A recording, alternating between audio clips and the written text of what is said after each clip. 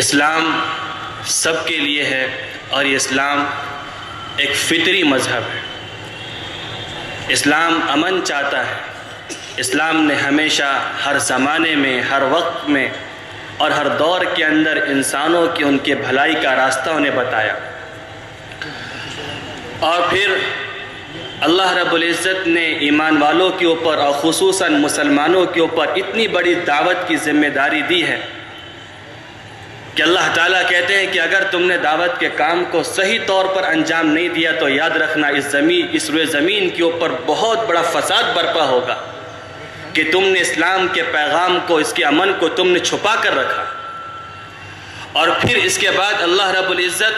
دعوت کے کام کرنے والے کو، پیغام پہنچانے والے کو، میسیج پہنچانے والے کو، سمجھانے والے ہمارے بھائیوں کو، جو ہمارے غیر مسلم بھائی کچھ مس انڈرسٹینڈنگ کے اندر ان کو سمجھانے کے لیے کہ جو نوجوان، جو شخص اور جو ہماری مائیں بہنیں اس کام کو کریں گے، اللہ کبھی ان کو ضائع نہیں کرے گا۔ قرآن مجید میں اللہ رب العزت نے ایک چوٹی کے واقعے کو بیان کیا۔ چنانچہ علماء کرام لکھتے ہیں کہ قرآن مجید کے اندر بہت ساری صورتیں، سورہ بقرہ، سورہ آل عمران، سورہ رحمان، سورہ واقعہ، ان سوروں کے درمیان، ان ورسوس کے درمیان ایک سورۃ النمل، علماء کرام لکھتے ہیں کہ اس کا معنی، اس کی میننگ چوٹی ہوتی ہے۔ پھر علماء کرام تفسیر لکھتے ہیں کہ چوٹی کا کیا مطلب، کہ سلیمان علیہ السلام کی حکومت کے اندر، ان کے گورنمنٹ کے اندر چوٹیاں رہا کرتی تھی۔ تو سلیمان علیہ السلام کا جب لشکر نکلا تو راستے کے اندر چوٹیوں کی چھوٹی چھوٹی بیلیں تھی، تو ایک چوٹی نے دوسری چوٹی کو آواز دی کہ چوٹیوں اپنے بلوں میں داخل ہو جاؤ، کہیں ایسا نہ ہو کہ سلیمان کا لشکر تو بہت بڑا ہے، وہ تو بہت بڑا لشکر ہے، وہ ہمارے اوپر سے چلے جائے اور ان کو اس بات کا خیال بھی نہ ہو کہ ان کے پیروں کے نیچے چوٹیاں مر گئیں۔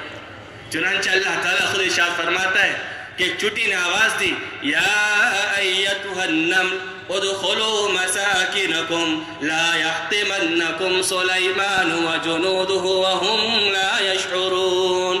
کہ چوٹیوں اپنے بلوں میں تم چلے جاؤ، کہیں ایسا نہ ہو کہ سلیمان کا لشکر جب چلے وہ تم کو کچل دے اور سلیمان کا لشکر کو اس بات کا احساس نہ ہو۔ اللہ کو وہ چوٹی کی ادا اتنی پسند آئی، اتنی پسند آئی، اتنی پسند آئی کہ اس نے اپنے دوستوں کو، اپنے ساتھ میں رہنے والوں کو بھلائی کے ساتھ معاملہ کیا، کہ ان کو پیس کا میسیج دیا، ان کو سمجھایا کہ اپنے بلوں میں چلے جاؤ۔ اللہ کو اس چوٹی کی ادا اتنے پسند آئی کہ اللہ تعالیٰ نے چلتی قیامت تک قرآن مجید کے اندر اس سورے کا نام سورۃ النمل رکھ دیا۔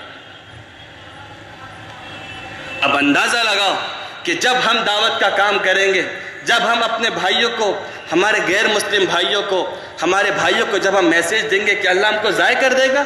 ہرگز نہیں۔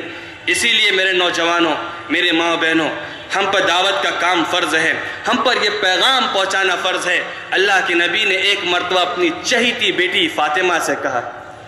جس کے بارے میں اللہ کے نبی نے فرمایا فاطمہ بضعۃ منی، کہ فاطمہ میرے جگر کا ٹکڑا ہے۔ اللہ کے نبی نے فرمایا یا بنیا، کہ بٹیا اس بات کو یاد رکھ، ایک دن آئے گا اس دنیا کے اوپر، اس یونیورس کے اوپر ایک دن آئے گا، اس ارتھ کے اوپر ایک دن آئے گا، اس زمین کے اوپر ایک دن آئے گا، اس آسمان کے نیچے ایک دن آئے گا کہ کل مدر کل بدر الا دخل اللہ اسلام، ہر کچے پکے مکان میں اللہ تعالی اسلام کو ضرور داخل کر دے گا۔